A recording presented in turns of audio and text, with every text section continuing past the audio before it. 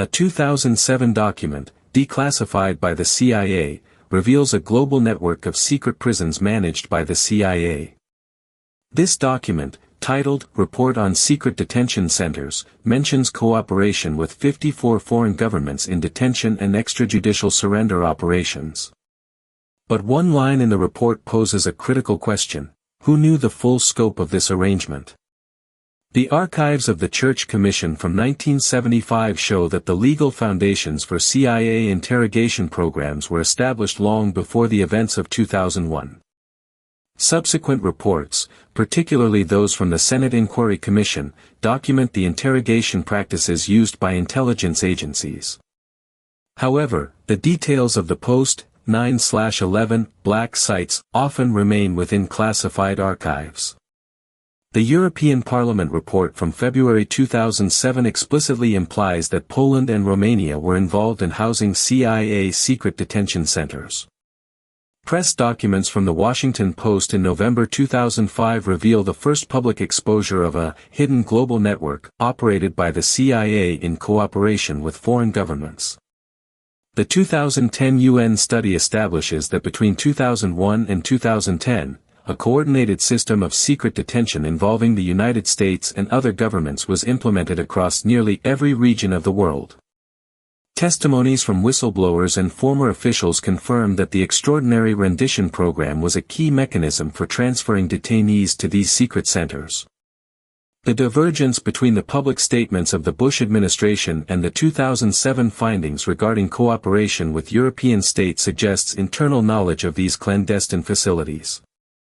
Declassified documents and UN reports indicate that extraordinary rendition was a mechanism used to transfer individuals to secret centers managed by the CIA and foreign partners, involving human rights violations. Until now, one might believe that the black sites were isolated operations. But a line in the European Parliament report raises a major problem. The United States and foreign governments cooperated to create a global network of secret detention. What was never explained is how governments managed such operations without the international community ever realizing it. But then, who benefits from this silence? What if what we have seen is not an anomaly, but a pattern? The available archives suggest these secret programs are not isolated events. They are links in a much larger chain. Declassified documents show a clear tendency to conceal sensitive information. This secrecy existed even among those who were meant to know the truth. If these documents are complete, then other secret programs must still exist. What remains unexplained is why these programs were maintained in secrecy. We do not know who was involved in these decisions. The archives point toward a culture of secrecy stretching back decades. The consequences of this culture remain unknown. Researchers who accessed these documents found contradictions.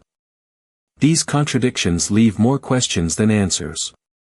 A line in a 1975 document indicates that funds were allocated to a program whose name is still unknown.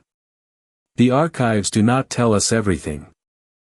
A recently declassified CIA document reveals that the program expanded to other nations.